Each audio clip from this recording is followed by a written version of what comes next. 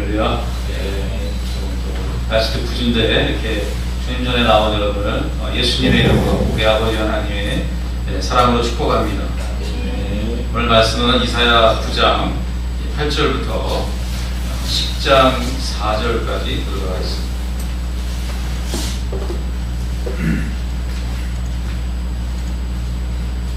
사셨나요? 여기 자막이 뜨죠? 자막이 발달해서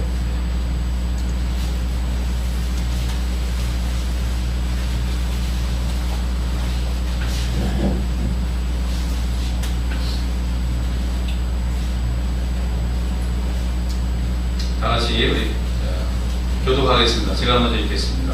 주께서 야곱에게 말씀을 보내시며 그것을 이스라엘에게 임하게 하셨은즉 모든 백성 곧 에브라임과 사마리아 거기 알 것을 그들이 교만하고 완악한 마음으로 말하기를 벽돌이 무너졌으나 우리는 다듬은 돌로 쌓고 옥나무들이 찢겼으나 우리는 백향목으로 그것을 대신하리라 하도다. 그러므로 여호와께서 신의 대적을 일으켜 그를 시기하시며 그 원수들을 격동시키시니 앞에는 아람 사람이요 뒤에는 블레셋 사람이라. 그들이 그 입을 벌려 이스라엘을 삼키리라. 그럴지라도 여호와의 노가 쉬지 아니하며 그 손이 여전히 펴지리라. 이 백성이 오히려 자기를 주시는 자의 그에게로 돌아오지 아니하며 방금의 여호와를 찾지 아니하도다. 이러므로 여호와께서 하루 사이에 이스라엘 중에서 머리와 뿌리며 종려가지와 갈대를 끊으시리니 머리는 곧 장모와 존귀한 자요 뿌리는 곧 거짓말을 가르치는 선지자라. 백성을 인도하는 자가 그들로 미혹해 하니 인도를 받는 자가 멸망을 당하는도다. 이 백성이 각기 회전하며 악을 행하며 입으로 망령되이 말하니 그러므로 주께서 그 장정을 기뻐하게 하시며 그 보아와 과부를 긍휼히 여기지 아니하시니라. 그럴지라도 여호와의 노가 쉬지 아니하며 그 손이 여전히 펴지리라. 대저와 갱은 불태우는 것 같으니 곧 진려와 형극을 삼키며 빽빽한 수풀을 살라서 연기로 위로 올라가게 함과 같은 것이라. 만군의 여호와의 진노로 인하여 이 땅이 소화되리니 백성은 불에 타는 성남과 같을 것이라. 사람이 그 형제를 아끼지 아니하며 우편으로 움킬지라도 줄이고 좌편으로 먹을지라도 배부르지 못하여 각각 자기 팔의 고기를 먹을 것이며 므낫세는 에브라임은 므낫세를 먹을 것이요 또 그들이 합하여 유다를 치리라. 그럴지라도 여호와의 노가 쉬지 아니하며 그 손이 여전히 펴지리라. 불의한 법령을 발표하며 불의한 말을 기록하며 비판한 자를 공평하게 판결하여 내 백성의 가련한 자의 권리를 박탈하며 과부에게 토색하고 보아의 것을 약탈하는 자는 화해하실지어다. 너희에게 벌하시는 날에와 멀리서 오는 환난 때에 너희가 어떻게 하려느냐? 누구에게로 도망하여 도움을 구하겠으며 너희 영화를 어느 곳에 두려느냐? 모든 자의 아래에 구부리며 죽임을 당한 자의 아래에 엎드러질 따름이라. 그럴지라도 여호와의 노가 쉬지 아니하며 그 손이 여전히 펴지리라. 아멘. 오늘 읽은 이 본문의 말씀은 실제로 역사 속에 이루어진 예언의 내용입니다. 이것은 이제 아수르가 쳐들어오기 720년에 북이스라엘이 완전히 망했는데요. 그 망하기 전에 몇 년 전 아니면 뭐 십몇 년 전에 예언한 내용이에요. 사실 이것은 그대로 이루어진 내용이에요. 성취된 내용이기 때문에 이것은 굉장히 중요하게 우리에게 시사하는 바가 많습니다. 왜냐하면 하나님이 이러이러한 죄에 대해서 심판하신다는 것을 아주 명확하게 보여주기 때문입니다. 9장에 지난주에 우리 수요일에 우리 상고한 것처럼 9장 1절부터 7절까지는 소망에 대한 메시지였어요. 특히 메시아에 대한 소망의 메시지. 너무너무 아름다운, 그리고 우리에게 이루어졌죠. 우리에게 이루어지고 그 예언한 대로 우리가 정말 그 아기 예수님, 오신 예수님의 우리가 자녀가 되었습니다.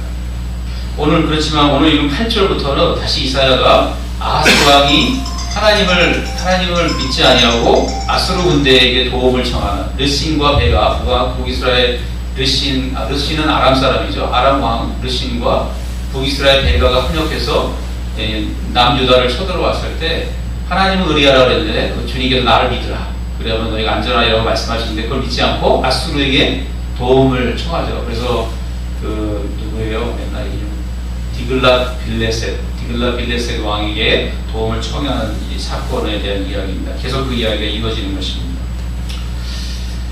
이스라엘이 지은, 제가 이거 읽은 게 왜 중요하냐면은, 오늘 여러분 성경을 이제 처음 읽으시기 때문에 잘 눈이 안 들어왔을 텐데, 그래도 좀 자세히 읽으신 분은 특징이 하나 있다는 걸 발견하게 될 거예요. 그 특징이 뭐냐면, 4번에 걸쳐서 계속 반복되는 말이 한 구절 있습니다. 그게 뭐냐면, 혹시 뭔지 아세요? 굉장히 안 좋은 말이에요. 성경에서 보기 힘든, 앞에 이사야에서 한 번 나왔었는데, 4번이나 나온 아주 안 좋은 말이 있습니다. 부정적인. 혹시 뭔지 아세요? 예? 뭐뭐하리라는 성경이 많이 나오죠. 부정적인 말씀이 뭐냐면, 첫 번째 8절부터 쭉 가다가 12절에 보면은, 그럴지라도 여호와의 노가 쉬지 아니하며 그 손이 여전히 펴지리라. 그래서 8절부터 12절까지가 하나의 죄에 대해서 설명하고서 하나님 그 죄에 진노하셔서 손을 들고 노가 쉬지 않고 계속 여전히 손을 편다는 거예요. 계속 징계하신다는 거예요. 그 다음에 13절부터 쭉 읽다 보면은 17절에 또 뭐라 그래요? 그럴지라도 여호와의 노가 쉬지 아니하며 그 손이 여전히 펴지리라. 이게 두 번째 죄예요. 그 다음에 18절부터 쭉 보면은 끝절까지 보면 뭐예요? 마지막 절에도 그럴지라도 여호와의 노가 쉬지 아니하며 그 손이 여전히 펴지리라. 마지막 10장 4절에 보면 뭐라고 그랬어요? 그럴지라도 여호와의 노가 쉬지 아니하며 그 손이 여전히 펴질지라라는 말씀이 계속 반복됩니다. 이 말은 뭐냐면 하나님이 이런 죄 때문에 어떻게 해요? 심판을 확정하시고 돌이키지 않고 뭐예요? 진노를 쏟아내신다고 하는 그런 말이거든요. 그래서 이게 문장이 복잡해 보이지만 이런 4개의 단락으로 구성되어 있다는 걸 알 수 있어요. 그리고 그 단락은 뭐예요? 각각의 죄에 대해서 북이스라엘과 남유다가 범하는 하나님의 백성들이, 언약의 백성들이 범하는 죄를 말하는 거예요. 그래서 그 죄를 하나님이 진노하시고 그 죄에 대해서 심판하시는 것이거든요. 그러면 이것은 오늘날에도 뭐예요? 오늘날 하나님의 백성, 언약의 백성이 교회잖아요. 교회에도 해당되는 말씀이죠. 똑같이 해당됩니다. 네. 그래서 이제 제가 여러 번 말씀드리지만 하나님이 신약에 와서는 하나님이 사랑의 하나님이시잖아요. 예수님 사랑의 하나님이시죠. 다 용서하시고 그런 구약의 하나님의 모습 중에 특별히 용서하시는 하나님의 모습이 많이 나오죠. 그렇지만 예수님이 뭐야? 진노하시는 모습이 또 나오죠. 예수님이 진노할 때 뭐라 했어요? 화 있으신 적? 그래서 바리새인들에게, 서기관들과 바리새인들이 하면서 얼마나 신랄하게 그들을 정말 정죄하시고 그들에게 구원이 없다는 것을 선포하시잖아요. 주님은 그러신 분입니다. 구약의 이스라엘 백성이 언약의 백성이지만 그들에게 진노하셔서 이렇게 진노를 거두지 아니하시고 손을 들어서 계속 뭐예요? 하나님의 진노를 표현하신 그 하나님의 마음이 사실 예수님이 그 여호와 야훼 하나님과 똑같으신 분이거든요. 삼위일체 하나님이기 때문에 그분의 속성이 절대로 바뀌지 않습니다. 예수님이 그 진노, 불의에 대해서 진노하시는 것은 신약에도 똑같습니다. 그래서 그게 결정적인 사건이 뭐예요? 예수 예언하시죠? 암탉을 모으려고, 병아리처럼 어미 암탉을 모으려고 한 것이 내가 몇 번이냐? 우시면서 말씀하시잖아요. 그래서 뭐라 그래요? 도리에 돌 하나도 남기지 아니하고 예루살렘이 멸망할 것을 예언하시잖아요. 우시잖아요. 그래서 자, 그런 이야기. 그리고 예수님 십자가에 달려서 돌아가실 때 많은 여인들이 쫓아오면서 울잖아요. 그때 예수님 뭐라 그러세요? 너희가 나를 위해 울지 말고 너희와 너희 자녀를 위해서 울라 그랬어요. 왜냐하면 하나님의 심판이 반드시 AD 70년에 임할 걸 주님 미리 말씀하셨기 때문에 반드시 뭐예요? 하나님의 뜻대로 살지 않는 자들에게 임할 심판이 예수님이 오신 다음에 어떻게 했어요? 그대로 신약에서도 이루어진 것입니다. 역사 속에서 수많은 나라들이 멸망했어요. 그죠?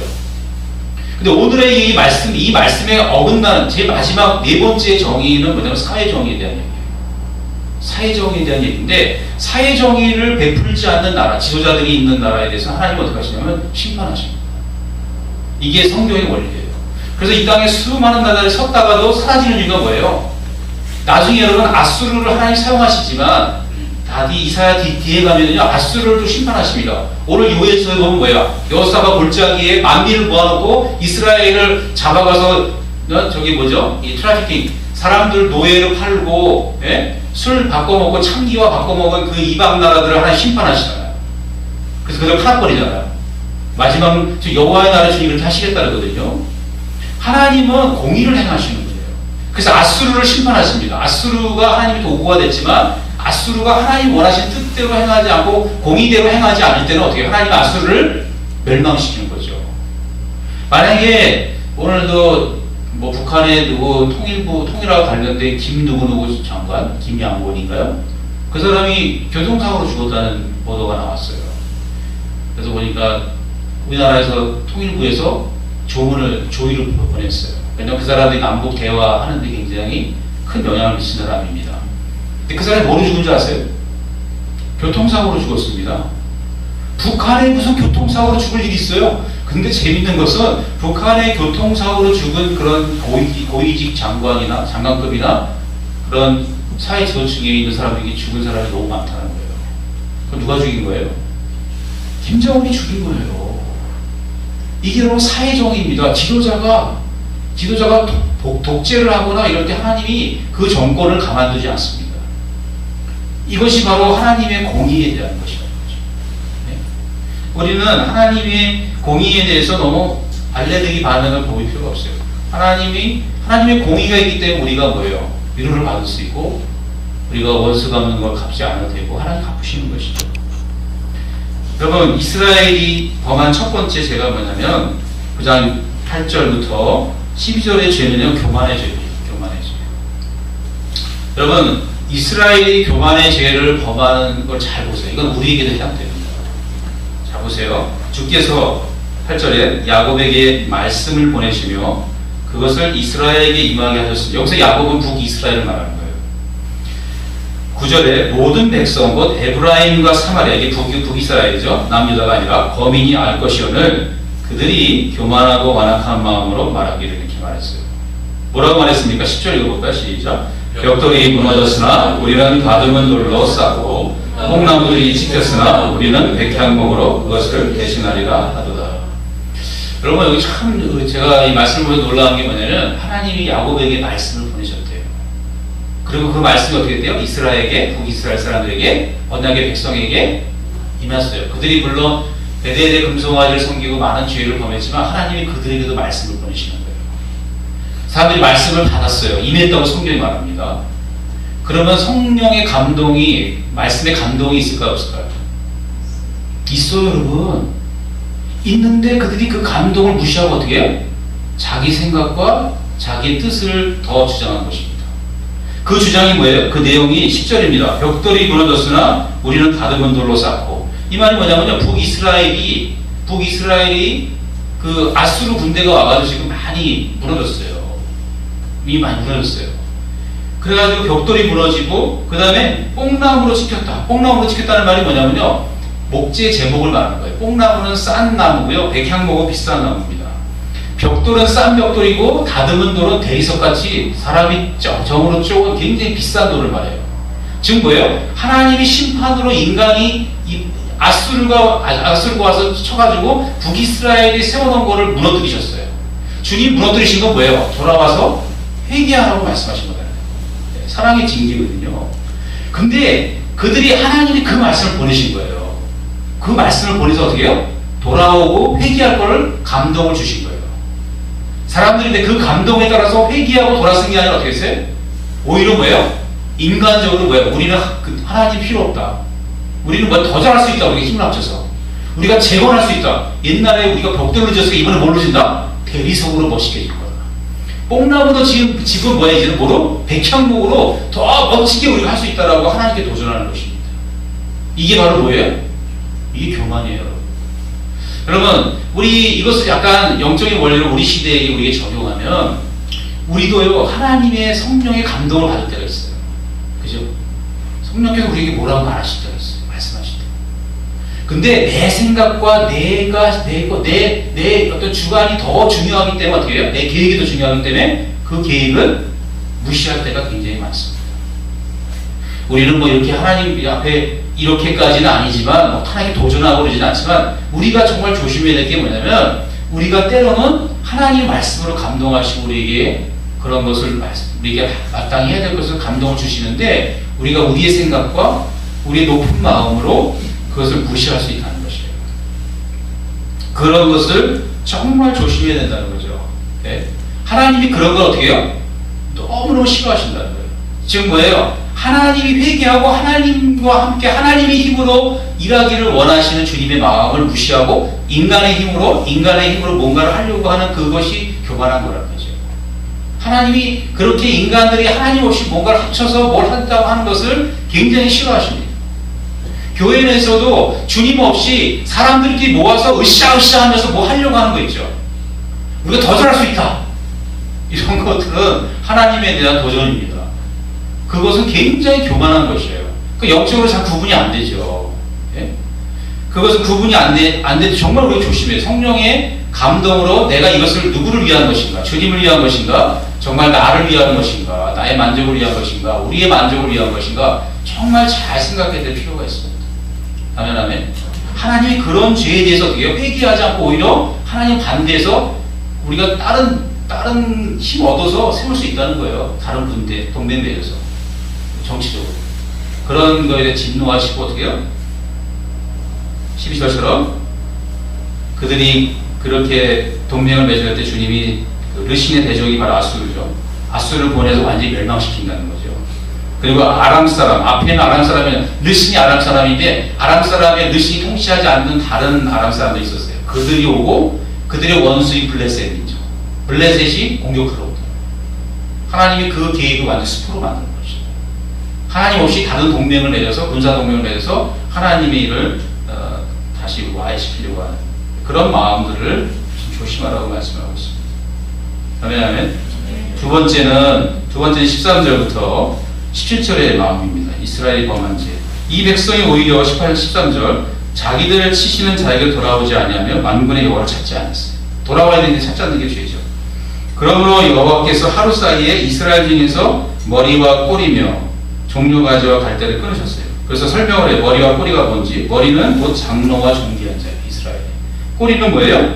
거짓말을 가르치는 선지자예요. 머리와 꼬리가 다 누구냐 하면요, 지도자를 말하는 것입니다. 그리고 종려나무와 갈대는 뭐냐? 백성들을 말하는 것이죠. 백성들 중에 아주 강한 사람, 젊은이들, 17절에 나오는 것처럼 설만하고 악을 행하는 입으로 망령되이 말하는 그들에 대해서 장정을 기뻐하지 않는다. 그 장정이 바로 종려나무 가지 같은 거고요. 가보와 고와 가보는 아주 갈대와 같이 보잘것없는 이런 사람들을 말하는 것입니다. 하루아침에 그들을 다 멸망케 한다는 거예요. 근데 그들이 멸망하는 이유가 16절에 나와 있습니다. 자, 16절 왜 멸망하는지 한번 볼까요? 시작. 백성을 인도하는 자가 그들로 미혹해 하니 인도를 받는 자가 멸망을 당하는 거다. 두 번째의 죄는요, 지도자의 죄입니다. 두 번째의 죄. 지도자의 무슨 죄예요? 거짓을 가르치는 죄. 거짓을 가르쳐가지고 어떻게 해요? 지도자가 잘못돼서 어떻게 해요? 잘못해서 백성들로 하여금 잘못된 길로 가게 하고 백성들이 교만해지는 거예요. 백성들도 지도자가 교만하니까 백성들을 따라서 교만하는 것입니다. 백성들이 이게 하나님의 경고가 왔는데도 무시한 데는 누구의 역할이 크다? 지도자의 역할들이 너무 크다는 것입니다. 거짓으로 가르쳐서 거짓 선지자처럼. 여러분, 하나님은 원래 고와 갑을 어떻게 해요? 불쌍히 여기시잖아요. 네? 근데 하나님이 여기서 고와 갑을 불쌍히 여기지 않으신다. 왜 그러냐면 이유가 17절에 이 백성이 각기 설만하며, 설만하다는 게 뭐냐면 교만하다는 뜻이에요. 네. 악을 행하여 입으로 망령되이 말하는 죄를 범하는 겁니다. 앞에 저 교만의 죄와 비슷한데 이거는 지도자로 인한 교만의 죄예요. 지도자들이. 여러분, 우리나라는 지금 이번에 박근혜 대통령이 일본하고 타협했잖아요. 예, 위안부 했잖아요. 아베가 큰맘 먹고 해가지고 돌이킬 수 없다. 영어로는 막 irrevocable. 다시 하나님의 은사와 부르시면 후회하며 돌이킬 수 없다는 거예요. 한 번 경험하면 이제 끝났다는 거예요. 다시 바꿀 수 없고. 그 이번에 조항 중에 그 다시 돌이킬 수 없는 최종판이라고 최종 이 단판이라는 문구가 들어갔어요. 그리고 아베가 뭐라 했어요? 사죄하고 반성한다고 하는 아주 획기적인 발언을 했습니다. 그래서 박근혜 대통령이 어떻게 그거를 받아들였잖아요. 여러분, 박근혜 대통령이 그걸 받아들였어요. 왜 받아들였냐? 위안부 할머니들 남은 생애가 얼마 안 남았기 때문에 어떻게 해요? 그분들이 돌아가시면 어떻게 해요? 그나마 사죄도 못 받을 것 같으니까 박근혜 대통령이 욕을 먹을 건 각오하면서 그걸 받아들였어요. 지금 박근혜 대통령 엄청 욕 먹습니다. 협상을 그따위로 했냐 하면서. 예? 제가 이 말씀을 왜 드냐면 무리가 박근혜 대통령을 막 욕을 해요. 예? 여러분 이사야 시대 때 이 시대에 아하스 왕에게 이스라엘 백성이 욕하는 게 가능할까요? 어떻게 생각하세요? 불가능합니다, 여러분. 지금은 우리가 대통령에 대해서 어떻게 생각하냐면 우리가 갖고 있는 민주주의니까 국민이 갖고 있는 권리를 그에게 위임해서 그가 우리의 권리의 대표자라고 생각해요. 그래서 대통령이 잘못할 때 어떻게 해요? 막 백성들이 막 욕을 해. 신문에도 막 까. 네? 옛날에는요 그럴 수가 없었어요. 옛날에는 왕입니다, 왕. 여러분 이스라엘 백성이 하나님을 떠났어요. 하나님을 떠나면 누구를 의지할 수밖에 없습니다. 자기 보호자가 누구가 될 수밖에 없어요. 왕밖에 될 수가 없어요. 왕이 내가 너희를 보호하겠다고 말하면요 백성들은 전하 그러면서 철떡같이 믿는 거예요. 그 왕만 믿는 게 아니라 뭐예요? 왕들이 세운 신하들도 믿는 거죠. 왕과 신하들이 그들에게는 이제 절대적인 존재가 된 겁니다. 예? 우리 시대하고 달라요. 그게 바로 뭐예요? 이스라엘 백성의 죄입니다. 이스라엘의 백성의 죄가 뭐냐면 하나님을 의뢰하지 않고 뭐예요? 보이는 사람을 왕을 의뢰한 죄예요. 그것이 바로 교만의 죄입니다. 그러니까 설만히 행하고 아까 우리가 할 수 있다. 우리가 다시 재건할 수 있고 하나님 없이도 할 수 있다. 이런 얘기 하는 거예요. 동맹 맺어서. 예? 이 남국을 타파할 수 있다. 이렇게 말하는 겁니다. 하나님 없이. 그 얘기가 어디서 나온 거예요? 지도자들의 입에서 나온 거예요. 여러분 지도자의 중요성이 뭐냐면 지도자는 하나님을 의지해야 되는 존재죠. 예? 사도 바울이 말했어요. 내가 사람을 기쁘게 하려 하나님을 기쁘게 하려. 갈라디아서에 말이죠. 예? 갈라디아 교인들이 막 이상한 이단의 교리를 쫓아서 막 갈 때, 율법이 섞인 복음을 쫓아갈 때 뭐예요? 호되게 그들을 질타하잖아요. 인정사정 없이 바울이 진동합니다. 그 서시적으로. 갈라디아서 진짜 강했지만 인사도 없어요, 인사. 예? 주 예수 그리스도 안에 은혜와 넘치기 원한다고 이런 인사도 없어요. 그냥 바로 뭐예요? 내가 전한 복음 위에 천사가 할지라도 다른 복음을 전하면 저주를 받죠. 그래서 뭐예요? 내가 사람을 기쁘게 하려 하나님을 기쁘게 하려. 그러면서 그냥 신랄하게 하나님의 진리의 말씀을 벗어난 그들을 향해서 굉장히 신랄하게 말하는 것을 보게 됩니다. 그런 마음이 지도자들에게 있어야 돼요. 지도자들의 가장 위험이 뭐냐면요. 지도자들이 빠지는 위험이 뭐냐면요. 지도자들이 사람에게 인기를 얻으려고 하는 거죠. 교회 지도자든 세상의 지도자든 간에 사람을 두려워하고 사람에게 인정을 받으려 하면요. 당연히 하나님의 말씀을 떠나야 되고 조금 나으면 하나님의 말씀을 타협할 수밖에 없어요. 교회 안에서도요. 온정주의를 조심해야 됩니다. 온정주의라는 건 뭐냐면 온정주의라는 게 온정을 베푼다.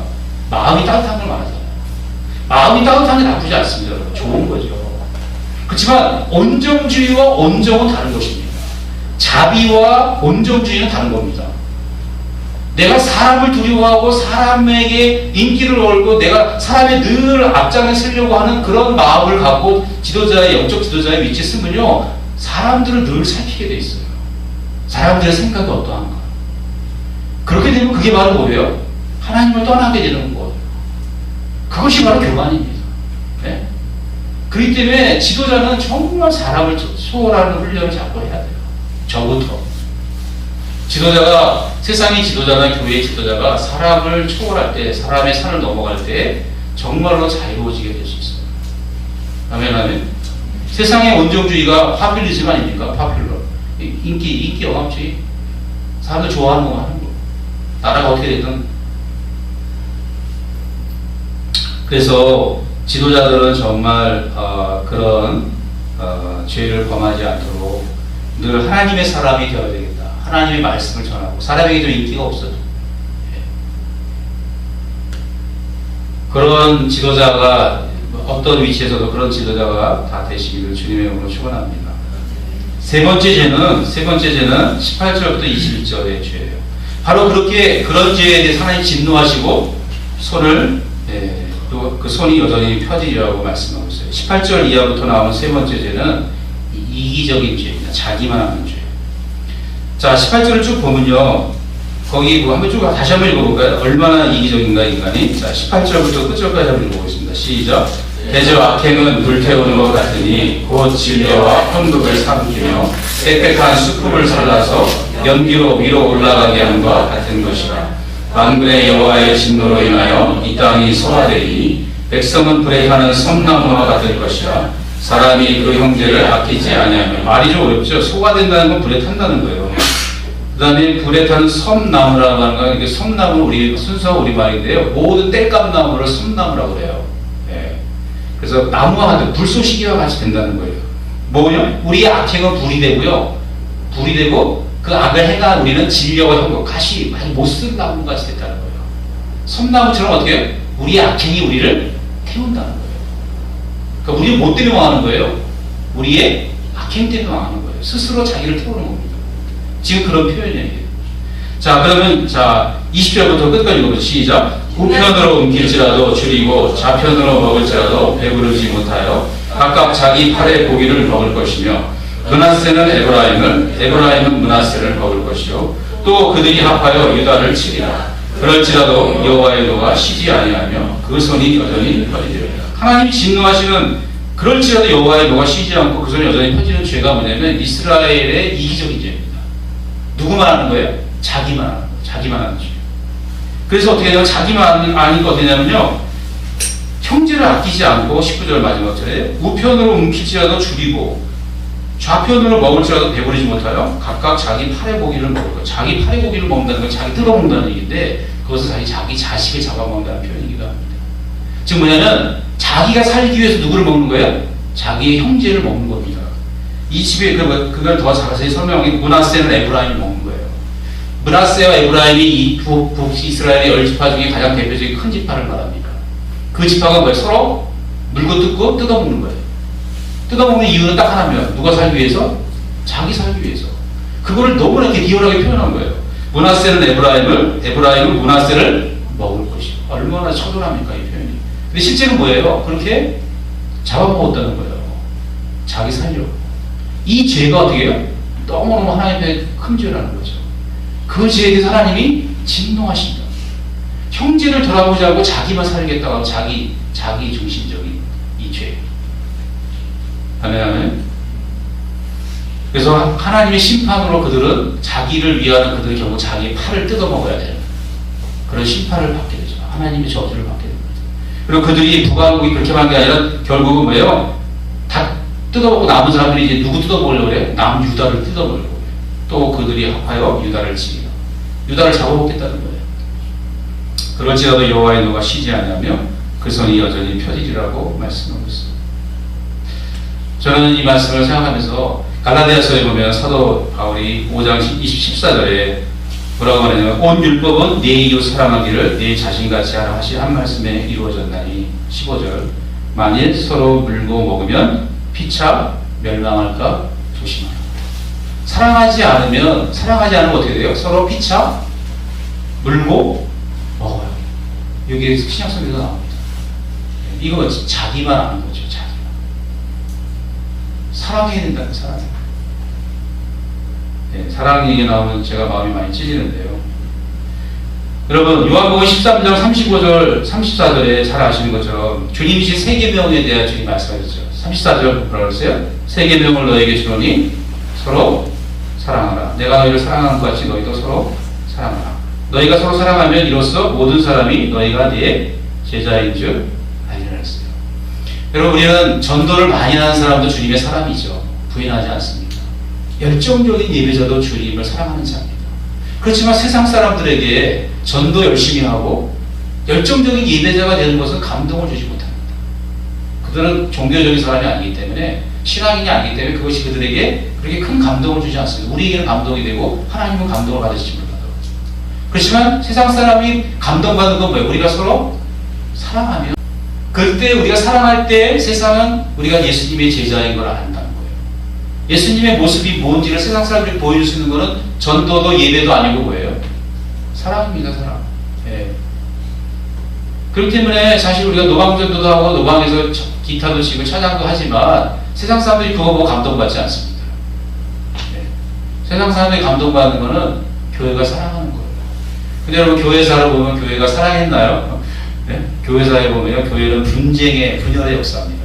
싸움의 역사가 교회사에 가득해요. 하나님의 말씀과 반대되는 쪽으로 교회는 가고 있어요. 정말 우리에게 필요한 것은 형제 사랑입니다. 바울도 데살로니가전서 4장 9절에 형제 사랑에 관하여는 너에게 쓸 것이 없음은 너희들 자신이 하나님의 가르치심을 받아 서로 사랑함이라 그랬어요. 데살로니가 교회는 생긴 지 얼마 안 된 교회인데 바울이 3주 만에 세운 교회입니다. 사도행전에 보면. 근데 거기 보면 바울이 하나님의 가르침을 받아 너희가 서로 사랑한다는 거예요. 하나님의 가르침, 서로 사랑한다는 것은 예수님의 세계명이고 하나님의 가르침을 받아야 가능한 일입니다. 하나님의 가르침을 이미 받았잖아요. 세계명 사랑하라고. 근데 하나님의 가르침을 주님께 성령으로 친히 받아야 어떻게 돼요? 사랑이 가능한 거예요. 사랑 얘기 나오면 할 말이 별로 없어져요. 여러분, 사랑이라는 게 뭐냐면요. 사랑이라는 것은 정말 내가 마음에 안 들고 내가 보기에 별로 가치가 없어 보이고 정말 나하고 다른 사람을 사랑하는 게 사랑입니다. 내가 마음에 들고 사랑하는 사람만 사랑하는 건 사랑이라고 성경 말하지 않아요. 예수님은 한 발짝 더 나가서 원수를 사랑하는 것을 사랑이라고 말해요. 얼마나 정말 그 말씀을 생각하면 마음 무거워져요. 정말요. 그게 진짜 사랑입니다, 여러분. 그런 사랑 아니면요, 다 온정주의입니다. 온정주의라는 건 뭐냐면 내가 사랑할 수 있다고 생각하고 내가 괜찮은 사람이라는 생각이 들 때 우리는 온정주의가 될 수밖에 없어요. 그게 정말 위험한 겁니다. 하나님은 그런 온정주의를 원하지 않으세요. 하나님 원하시는 거는 정말 원수를 사랑하는 거예요. 나하고 생각이 다르고 나를 힘들게 하는 사람을 사랑하는 게 사랑입니다. 여러분 잘 되세요? 전 잘 안 돼요, 솔직히. 기도하고 있어요.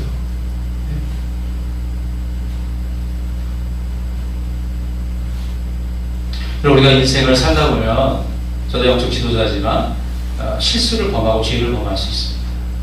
우리 누구든지 다 죄를 범할 수 있어요. 죄를 범할 때 이 죄의 관리가 잘 돼야 우리가 사랑의 관계를 더 빨리 회복할 수 있어요. 주님은 마태복음 18장 15절 이하에서 이렇게 말합니다. 네 형제가 죄를 범하거든 가서 너와 그 사람만 상대하고 권고하라. 교회 안에서 어떤 갈등이 생길 때 갈등의 글씨를 그냥 남겨두면 안 돼요. 주님 뭐라고 그랬어요? 형제가 너에게 죄를 범했으면 그 사람에게 1대1로 가라는 거예요. 가서 죄에 대해서 얘기하는 거예요. 소통하는 거예요. 소통, 대화하는 거예요. 그래서 죄가 뭔지를 가르쳐주고 회개하고 서로 사과할 일 있으면 사과. 그렇게 하면서 뭐예요? 화해하는 거예요. 그럴 때, 그래도 안 되면 두세 사람 데려가서 하고, 자, 그래도 교회 바로가 안 되면 이방인과 세리같이 여기라고 하셨는데, 제가 여러분에게 나누고 싶은 건 뭐냐면, 정말 우리는 어떠한 교회 안에서 갈등이 있을 때, 1대1로 이렇게 만나서 얘기하는 게 참 중요합니다. 마음에 있는 것을 덮어두고 가면 안 돼요. 덮어두고 가면 늘 원망으로 남습니다. 주님이 뭐라 그러세요? 예단의 제물을 드릴 때 마음에 형제와 원망과 시비가 있거든 어때요? 달려들고, 가서 형제와 화해하고 돌아오라 했잖아요. 네. 주님은 우리 안에 있는 두려움을 아시고 우리가 그런 걸 우리 마음에 있는 그런 서로를 어렵게 하는 그런 것들을 얘기하는 것이 두려운 걸 아시고 가서 서로 권고하라. 권고라는 게 뭐예요? 다투라는 게 아니라 뭐예요? 사랑의 권면을 하는 거죠. 사랑으로, 자비로. 싸우라는 얘기가 아니라 옳고 그르면 빠지라는 얘기가 아니라 정말 이러는 것이 중요하다고 생각합니다. 제가 지도자로서 영적인 지도자로서 많이 훈련을 받아야 될 부분이 이런 부분이라고 생각합니다. 어떤 하나님의 관점에서 봤을 때 주님의 말씀과 어긋나는 길을 가는 것이 보일 때는 정말 자비를 갖고 사랑을 갖고 찾아가서 1대1로 그것을 얘기하는 것입니다. 솔직하게.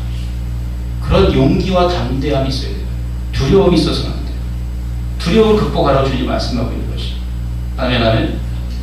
여러분 지금 약간 좀 다른 얘기인데 여러분 김구라 씨를 알죠? 김구라 씨. 제가 김구라 씨를 이렇게 개인적으로 옛날에 별로 좋아하지 않았습니다. 욕도 잘하시고 재미는 있지만 근데 이번에 김구라 씨가 부인하고 이혼하셨잖아요. 좋은 일은 아니죠. 그렇지만 김구라 씨가요 또 정말 놀라운 건 뭐냐면 소통의 달인이에요. 자기의 죄를 어떻게 했어요? 자기가 다 공개석상에서 다 고해성사했어요. 기독교인이 아님에도 불구하고 자기가 지은 죄를 다 말했어요. 자기 있는 상황들을 다. 자기 지금 정신 뭐예요? 그거 뭐예요? 공황장애 있는 것도 말하고, 그 누구 나오면 약 뭐 드세요? 공황장애 뭐 드세요? 약 뭐 드세요? 물어보고, 예? 자기를 다 열어서요, 굉장히 거기에 대해서 이혼한 것에 대해서 자유롭게 얘기하고, 화제의 소재로 삼아요, 소재로. 그럴 때 많은 사람이, 저도 그렇고, 야, 저 사람이 정말 솔직한 사람이구나, 가리는 게 없구나. 그럴 때 뭐예요? 사람들이 그 사람한테 호감을 갖게 됐어요. 저는 오히려 김구라 씨가 그 일로 인해서 그 사람한테 신뢰감이 생겼어요. 어제 우리가 대상 받았다며. 네? 대상 받을만 해요. 왜 대상 받는지 아세요? 자기 허물과 이런 것들을요, 그대로 숨기지 않고 다 말했기 때문에. 네? 고백했기 때문에 사실 그냥 자기 안에 감추는 것이 없는 거예요. 그렇기 때문에 그가 그렇게 대상까지 갈 수 있었던 거라고 저는 믿습니다. 교회와 관계 속에서 어떤 갈등의 문제, 위기의 문제가 왔을 때 그것을 덮어두는 것은 위기를 키우는 것입니다. 그것을 두려움이 우리에게 있지만 두려움을 물리치고 서로 사랑의 그런 교통을 할 수 있는, 건면할 수 있는 그런 지혜와 용기가 그런 필요하다고 우리는 생각합니다. 아멘, 아멘. 그럴 때 하나님은 그걸 기뻐하세요. 그리고 그것이 자기 이기심을 벗어나서 형제를 사랑하는, 정말 깊이 사랑하는 또 하나의 첫걸음이 저는 될 수 있다고 생각합니다. 마음에 어떤 부담이 있으면, 마음에 부담이 있고 마음에 이렇게 있으면요, 상대방을 사랑하기가 쉽지 않습니다. 정말 주님의 사랑이 필요하죠. 그래서 우리가 그 마음의 부담을 솔직한 대화로, 정죄나 판단이 아니라 솔직한 대화로 풀 수 있다면 정말 그 사람은 정말 훌륭한 사람이라고 생각합니다. 마지막 네 번째 죄악은 아까 말한 사회의 정의에 대한 죄악입니다. 사회 정의에 대한 죄악을 좀 이렇게 정리해 보면요, 첫 번째 죄는 뭐냐면 불의한 법령을 발표하고 불의한 말을 법으로 만드는 죄예요. 이게 1절의 죄입니다. 2절의 죄는 가난한 자를 불공평하게 판결한 죄입니다. 세 번째 죄는 약자의 권리를 박탈한 죄예요. 그래서 과부에게 토색하고 고아 약한 자들을 탈취하는 겁니다. 다섯 번째는 고아의 것을, 같은 말이죠. 가난하고 힘없는 과부가 고아의 것을 약탈한 죄입니다. 여러분, 이런 사회의 악의 죄는 더 무서운 게 뭐냐면, 이들이 탈취한 것은 대기업의 총수들의 것이 아니에요. 누구의 것이냐면 고아와 가부와 약한 자와 연약한 자들, 소외층, 힘없고 정말 권력이 없는 그들의 것을 빼앗았어요. 이것은 완전히 뭐예요? 탐심을 가진 겁니다. 그들이 그것을 행한 이유는 딱 하나예요. 뭐 하기 위해서? 부를 쌓기 위해서, 영화를 쌓기 위해서 그런 것입니다. 자기를 영화롭게 하기 위해서, 부자가 되기 위해서. 왜냐하면 가난한 자들의 것을 빼앗기가 더 쉽습니다. 저항하지 못하거든요. 부자들이나 힘 있는 자들의 것을 뺏으려면 이게 엄청난 저항이 있습니다. 힘이 있기 때문에 뺏기가 어려워요.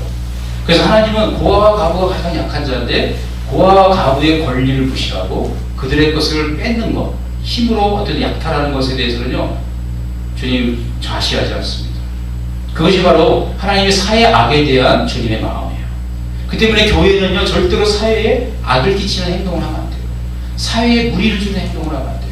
오히려 뭐 사회 정의에 앞장서는 그런 일을 하긴 하더라도 사회에 무리를 주는 일을 해서는 안 되는 것입니다. 아멘, 아멘. 하나님은 우리에게 원하시는 것이 무엇이냐면, 저는 10장 3절이 우리에게 주시는 메시지라고 생각합니다. 우리 한번 다 같이 읽어보겠습니다. 10장 3절. 다시 시작. 너에게 별하시는 나라와 멀리서 오는 편한 데에 너희가 어떻게 하려느냐? 누구에게로 도망하여 도움을 구하겠으며 너희 영화를 어느 곳에 두려 하느냐? 여러분, 여러분의 영화는 어디에 두고 있습니까? 하나님은 이 땅에 영화를 두지 말라고 우리에게 경고하고 계세요. 이 땅에 영화를 두려고 하는 것은 하나님 앞에 큰 죄입니다. 이 땅에 재산을 쌓고 자기를 높이려고 하는 법을 하나님은 징계하십니다. 그런 나라가 있으면, 그런 지도자가 많은 나라를 하나님 어떻게 해요? 징계하시고 멸망시키십니다. 그래서 세계에 그렇게 많은 나라들이 무너지고 세워지고 했던 것이죠. 하나님은 우리가 주님께 영화를 두기를 원해요. 여러분, 정말 하나님은 나의 정체성 정체성을 하나님 나라에 두고 하나님의 자녀인 것에 두기를 원하신다고 믿습니다. 내가 존귀하고 영화롭게 되는 것은 다른 어떤 것보다도 뭐예요? 내가 하나님의 아들이 되었기 때문에 아들의 영광으로 나의 관세우신 것, 그것이 나를 영화롭게 하는 것이지, 이 땅에서 내가 많은 부를 갖고 쌓고 많은 명예를 얻는다 해서 그것이 나를 영화롭게 해주지 않는다는 것을 주님 가르쳐주고 계십니다. 그래서 우리에게 그런 벌하시는 날에, 그런 환란이 오는 날에 나의 많은 그 부와 명예와 그 영화가 나를 구원하지 못하는 거예요. 4절에 뭐예요? 너희가 포로된 자 아래 부풀이며, 이게 뭐냐면 같이 포로 잡혀간다는 거예요. 그 다음에 뭐예요? 죽임을 당한 자에서 엎드려질 따름이라, 죽음을 당한다는 거예요. 그렇게 많은 부를 쌓았어도 가부와 고아의 그런 것들을 재산을 탈취해서 나의 부로 쌓았어도 하나님 앞에는 뭐예요? 구원을 받지 못하고 오히려 죽임을 당하는 건수가 된다는 거죠. 빌미가 된다는 거죠. 그래서 우리의 영광은 주님에게만, 하나님께만 주어야 되죠. 그리고 그 영광은 예수 그리스도 안에 있는 자녀된 영광의 영화라고 생각합니다. 말씀을 이제 정리하겠습니다. 하나님은 우리에게 하나님 나라를 주셨어요. 그렇기 때문에 교만 대신에 하나님 우리가 겸손하기를 원하세요. 그리고 우리가 정말 뭐예요? 두 번째 나온 것처럼 지도자들은 사람의 눈치를 살피고 사람에게 인정을 받으려고 하는 그런 사역자가 아니라, 그런 지도자가 아니라 하나님의 말씀에 서서 말씀을 증거하는, 하나님의 마음을 사람에게 욕을 먹는다 할지라도 굽히지 않냐고, 박근혜 대통령처럼 욕을 먹고 각오하고 한 것처럼 그런 태도가 필요하다고 생각합니다. 바울처럼 내가 사람을 기쁘게 하려 하나님을 기쁘게 하려, 내가 사람을 기쁘게 하는 하나님의 종이 아니라고 하는 그런 정말 단호한 마음이 지도자에게 있을 때 그 공동체가 타락하지 않는다고 믿습니다. 교만하지 않는다고 믿습니다. 지도자가 겸손해야 공동체가 겸손해진다는 걸 또 보게 됩니다. 그리고 마지막으로 하나님은 세 번째로 이기적인 마음을 버리길 원하시고, 정말 형제를 물어뜯는 게 아니라 너희가 피차 물고 먹으면 망한다고 했는데 사랑하기를, 네 이웃을 내 몸과 사랑하라고 한 것처럼 사랑하기를 원하신다는 것을 다시 생각합니다. 그리고 사회정의, 정의가 정말 하수같이, 공의가 강같이 넘치는 아모스 선지자의 말처럼 교회에도 사회에도 하나님의 공의가 통치하는 그런 곳이 되기를 원하시는 주님의 마음을 배웠으면 좋겠어요. 그래서 교회에 하나님의 공의가 넘치는, 공의란 건 뭐냐면 억울한 사람이 없는 걸 말하죠. 공의는 사람을 행복하게 해주는 겁니다. 사람을 괴롭히고 못 살게 보는 게 아니라 사람들에게 행복을 주는 거예요. 왜냐하면 내가 억울함을 당하지 않게 하는 거기 때문에. 아멘, 아멘. 그래서 이런 하나님 나라에서 주님이 싫어하시는 이 네 가지 주에 반대되는 주님의 성품과 주님이 우리에게 산상수훈에서 말씀하신 정말 뭐예요? 온유한 자는 땅을 차지하는 거죠. 교만한 마음, 겸손하고 온유한 자, 예수님의 마음, 그런 마음을 갖고 그런 하나님 나라의 백성으로 살아가는 저와 여러분이 되시기를 주님의 이름으로 축원합니다. 기도하겠습니다. 이 말씀을 생각하면서 하나님이 싫어하시는 네 가지 죄, 나는 어떤지 나 자신을 좀 돌아보고요. 나는 교만하지 아니한지. 교만이라는 것은 하나님의 말씀을 듣고도 그 감동을 무시하고 내 생각과 내 뜻을 관철하려고 하는 것, 또 하나님 없이 우리끼리 모여서 뭘 잘해보려고 하는 것, 그것이 바로 교만의 죄입니다. 또 두 번째 죄는 지도자의 죄죠. 세 번째 죄는 자기만 아는, 형제를 물고 자기는 살려고 하는 이기적인 죄. 네 번째는 사회적, 가난한 자를 뜻하라고 공평하지 않은, 정의를 행하지 않는 그런 사회적인 죄들에 대해서 이야기를 나눴습니다. 말씀을 생각하면서 기도하고 제가 축도하고 말씀하겠습니다. 하나님, 오늘 부족한 종이도 말씀을 증거했습니다. 주님이 특별히 이사야를 통하여 그럴지라도 여호와의 노가 쉬지 아니하며 그 손이 여전히 펴지리라 하고 그 죄의 중함과 하나님의 진노하심을 우리에게 보여주사 그 죄가 어떠한 것인지 우리에게 가르쳐주셔서 감사합니다. 이스라엘은 이러한 죄를 하나님 앞에 범하고 주님의 징계를 받았음에도 돌이키지 아니하고 회개하지 아니하므로 주님의 말씀대로 예언대로 멸망했습니다. 역사에서 사라졌고 아수르에서 망한 이스라엘은 지금까지도 그 흔적이 없는 그 땅에서 흔적도 찾아볼 수 없는 그런 민족이 되어버렸습니다. 하나님, 오늘날 이 말씀의 경고는 신약 언약시대 교회에게도 말씀하시는 엄중한 말씀인 줄 믿습니다. 하나님, 이 말씀에 주시는 그 핵심을 잘 파악해서 겸손하게 하시고 형제를 사랑하게 하시고 지도자로서 사람의 그런 인기 영합하는 온정주의에 빠지지 않게 하시고 사람의 종이 되지 말게 하시고 하나님의 종이 되게 하시며 주님의 말씀 앞에 늘 겸손하여 성도들로 겸손한 성도들 될 수 있도록 가르칠 수 있도록 주님께서 지켜주시고 인도하여 주시기를 원합니다. 사회악에 대해서도 눈감지 않게 도와주시고 고와 가부를 돌보시며 정의가 실현되길 원하시는 주님의 마음을 깨달아 사회의 그런 일로 동참할 수 있는 교회 되게 하여 주시옵소서. 이제는 우리 주 예수 그리스도의 은혜와 하나님 아버지의 사랑과 성령의 교통하심이 오늘 주의 말씀을 듣고 자기를 돌아보며 돌이키며 하나님 나라의 백성으로 주님이 가르치신 가르침대로 살기를 원하는 주님의 자녀들 머리 위에 지금부터 영원까지 함께 하옵시기를 간절히 축원하옵나이다. 아멘.